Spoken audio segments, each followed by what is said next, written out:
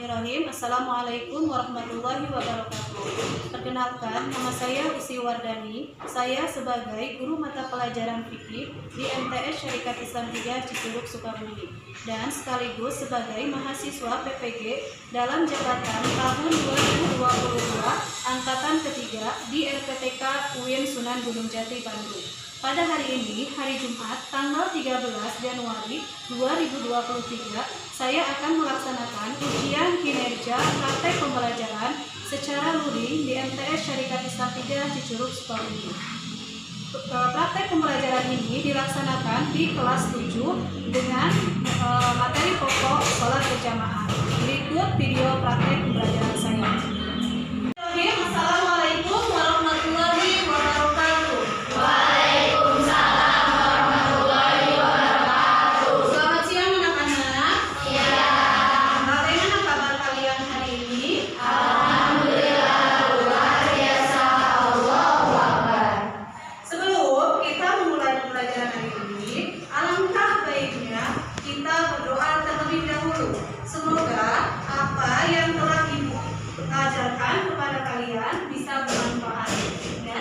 Untuk berdoa dipimpin oleh Ketua Kelas Cahaya. Cahaya, silakan. Bisa Ibu, selamat. Bisa Ibu, awal doa.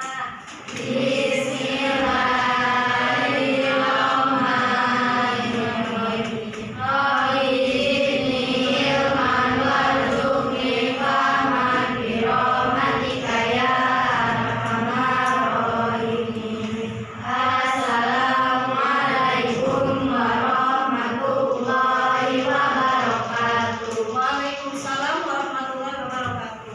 Untuk hari ini, adakah yang tidak hadir? Hadir semua ya, alhamdulillah.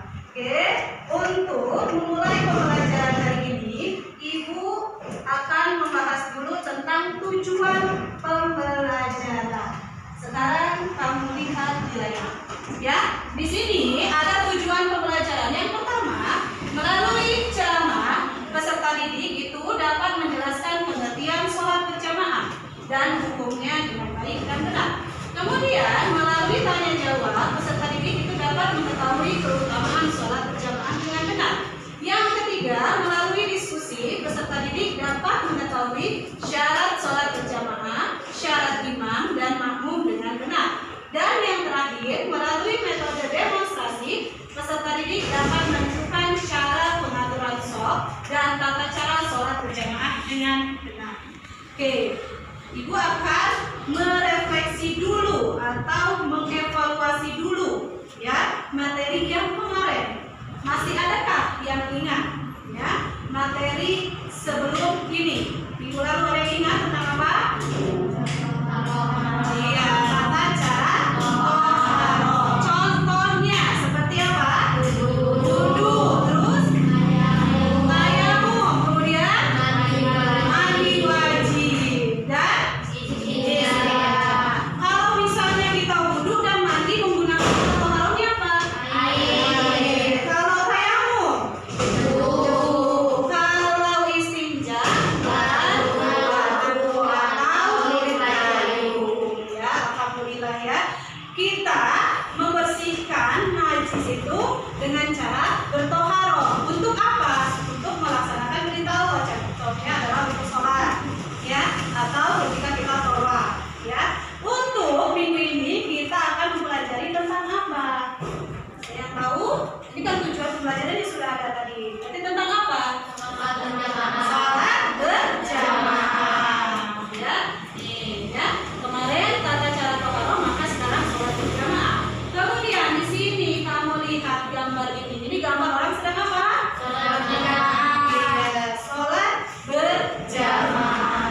Sholat berjamaah itu keutamaannya adalah apa? 27 derajat daripada orang yang sholat sendiri. Jadi beruntung ya kalau kita sholat berjamaah, apalagi di masjid ya. Di sini sholat berjamaah itu berarti kalau sholat berjamaah itu sholatnya sendiri apa berdua? Dua bisa.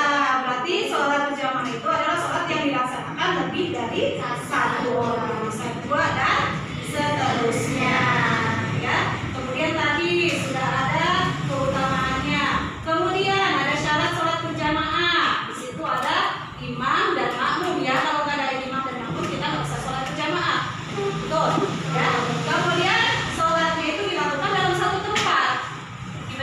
misalnya, ya, itu. Kalau misalnya sholatnya imamnya di masjid, misalnya, makmumnya di rumah, sholat berjamaah bukan? Bukan, karena harus ada di dalam satu tempat. Kemudian sholatnya itu harus sesuai dengan sholat imam, harus mengikuti imam, tidak boleh masing-masing, ya. Kemudian itu syarat imam, dia harus memiliki imam, ya, dia harus berniat dulu. Kemudian balik, nggak boleh anak-anak jadi imam, ya. Berakal, laki-laki, kita bisa baca di sini, ya. Kemudian di sini ada makmum masbuk. Kalau makmum masbuk apa? Orang yang ketinggalan sholat berjamaah. Contohnya, imam sudah mulai di sholat, kamu baru datang, maka kamu harus sholat masbuk atau sholat yang tertinggal, ya. Kamu harus mengikuti gerakan imam, ya. Jangan sendiri-sendiri, tapi harus mengikuti gerakan imam. Kalau misalnya imam masih ruku, kamu masih bisa mengikuti rakaat tersebut, ya. Kalau misalnya sudah lebih dari ruku, berarti itu tidak dihitung sholatnya, ya. Oke, sekarang kamu lihat di sini ada lembar kerjanya. Kamu kan sudah dibentuk kelompok, ya, sama ibu, ya. Sekarang tugas kelompok kalian adalah di sini kamu perhatikan contoh. Ada gambar orang yang pertama gambar apa? Sholat berjamaah. Yang kedua sholat sendiri atau munfarid. Kamu amati gambar di atas, kemudian kamu simpulkan dari kedua gambar ini. Dan yang pertanyaan kedua, kamu diskusikan dengan kelompokmu apa saja keutamaan melaksanakan sholat berjamaah, terutama sekali di masjid. Dan yang ketiga, pengalaman apa saja yang kamu peroleh tentang melaksanakan sholat berjamaah. Diskusikan bersama teman kelompokmu. So, silakan berdiskusi. Ayo, silakan. Buka bukunya, buka bukunya. Ya, diskusikan bersama.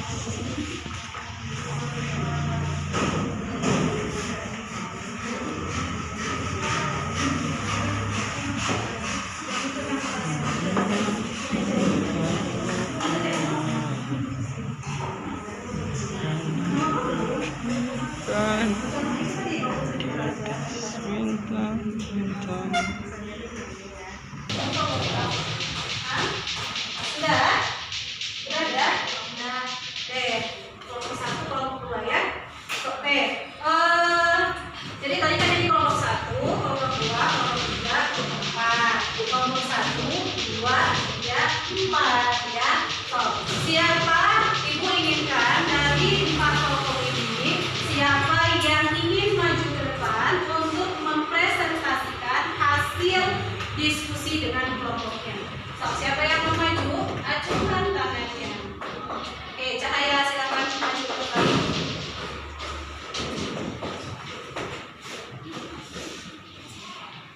Perkenalkan namanya, ya. Assalamualaikum warahmatullahi wabarakatuh. Waalaikumsalam warahmatullahi wabarakatuh. Perkenalkan, saya Muhammad, kelompok 4. Saya akan menjelaskan hasil diskusi kelompok. Gambar pertama adalah orang yang sedang sholat berjamaah. Gambar kedua adalah orang yang sedang sholat munfarid atau sendiri. Keutamaan sholat di masjid lebih banyak pahalanya 27 derajat dibanding sholat munfarid atau sendiri. Pengalaman saya sedang sholat berjamaah itu dengan sholat berjamaah dengan teman, sholat bersama teman, dan jika setelah sholat kita melakukan zikir dan doa bersama. Cukup sekian dari saya. Wassalamualaikum warahmatullahi wabarakatuh. Waalaikumsalam warahmatullahi wabarakatuh. Terima kasih untuk Cahaya. Teman-temannya, silakan tepuk tangannya, kasih tepuk tangan. Ya, terima kasih. Toh, siapa lagi yang mau maju ke depan? Oke, Mawar, silakan.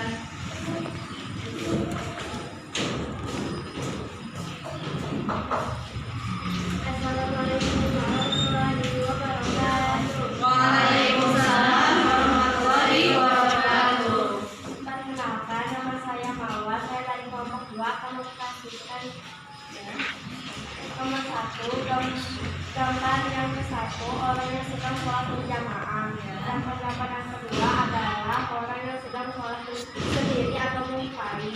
Keutamaan sholat berjamaah 20 derajat, 27 derajat dibandingkan sholat di rumah sendiri. Ketika saya sholat zuhur di masjid sekolah diimami oleh kepala sekolah, banyak sekali pelajaran yang dapat saya ambil, di antara dapat bersilaturahmi dengan guru dan teman-teman. Wassalamualaikum warahmatullahi wabarakatuh. Waalaikumsalam warahmatullahi wabarakatuh. Kasih tepuk tangan yang untuk Mawar. Iya, terima kasih sudah mau maju ke depan. Oke, terima kasih untuk Mawar dan Cahaya yang sudah berani tampil dan maju ke depan untuk mempresentasikan hasil diskusinya. Jadi, pada gambar pertama itu tadi adalah orang yang sedang sholat berjamaah. Sedangkan gambar yang kedua orang yang sedang sholat sendiri atau munfarid. Jadi, pahala orang yang sholat berjamaah di masjid itu pahalanya 27 derajat. Berarti 27 kali daripada orang yang sholat sendiri di rumah. Ya, untuk pengalaman, banyak pengalaman ya ketika kita sholat di masjid. Salah satunya kita jadi banyak bersilaturahmi dengan siapa? Dengan teman kita. Ya, kalau misalnya di masjid rumah dengan teman sebaya, ya, dengan orang yang lebih tua, dengan orang yang di bawah umur kita. Ya, jadi sampai sini ada yang bisa dipahami, ada yang bisa dimengerti? Ada yang ingin ditanyakan? Tidak. Oke, kalau tidak ada yang ingin ditanyakan, maka sekarang Ibu ingin kalian mengerjakan tugas individu. Sekarang perhatikan nomor 1. Apa pengertian dan hukum sholat berjamaah? Yang kedua, sebutkan syarat sholat berjamaah. Yang ketiga, sebutkan syarat untuk menjadi seorang imam. Yang keempat, bagaimana cara pengaturan shaf dalam sholat berjamaah. Dan yang kelima, apa saja yang harus dilakukan oleh makmum masjid. Sekarang kerjakan di bukunya masing-masing. Silakan. Jadi jawab aja. Yang saya kerjakan. Jangan melamun, jangan mempulau.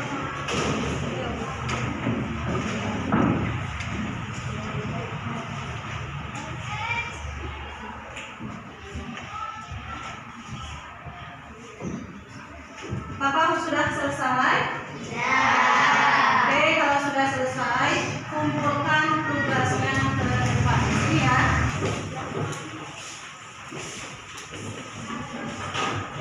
Sudah? Oke, kita bahas dulu ya. Jadi nomor pertama itu pengertian dan hukum sholat berjamaah. Jadi pengertian sholat berjamaah itu adalah sholat yang dilakukan lebih dari hukumnya apa? Wajib ya, bagi laki-laki ya itu wajib. Kemudian sebutkan syarat sholat berjamaah. Syaratnya apa saja? Tadi ada imam, ya, ada makmum, dilaksanakannya di satu tempat. Kemudian sebutkan syarat untuk menjadi imam. Yang pertama, dia berniat untuk menjadi imam, ya. Yang kedua, tadi apa? Dia balik. Kemudian berakal, usianya sudah cukup dewasa, jadi anak-anak tidak boleh mengimamin orang yang sholat. Kemudian dewasa ya, jadi anak-anak itu tidak boleh mengimami orang yang sedang sholat. Kemudian bagaimana pengaturan shaf dalam sholat berjamaah? Jadi imam di depan, di belakang imam itu apa? Makmumnya apa? Laki-laki dewasa. Di belakang laki-laki dewasa siapa? Ada anak-anak, anak laki-laki. Kemudian di belakang anak laki-laki siapa? Ada perempuan dewasa. Di belakang perempuan dewasa itu ada anak-anak perempuan. Itu pengaturan satu. Kemudian apa saja yang harus dilakukan oleh makmum masbuk? Yang pertama, dia harus mengikuti setiap gerakan imam. Ya, dia juga niat dalam hatinya untuk sholat masbuk. Ya, ada yang ingin ditanyakan? Mengerti semuanya? Ya, mudah-mudahan pelajaran hari ini itu bisa bermanfaat, khususnya untuk ibu dan umumnya untuk kalian. Untuk minggu depan kita itu akan mempelajari tentang sholat Jumat. Ya, ada yang tahu sholat Jumat? Nah, masa nggak tahu sholat Jumat? Biasanya sholat Jumat dilaksanakan oleh siapa?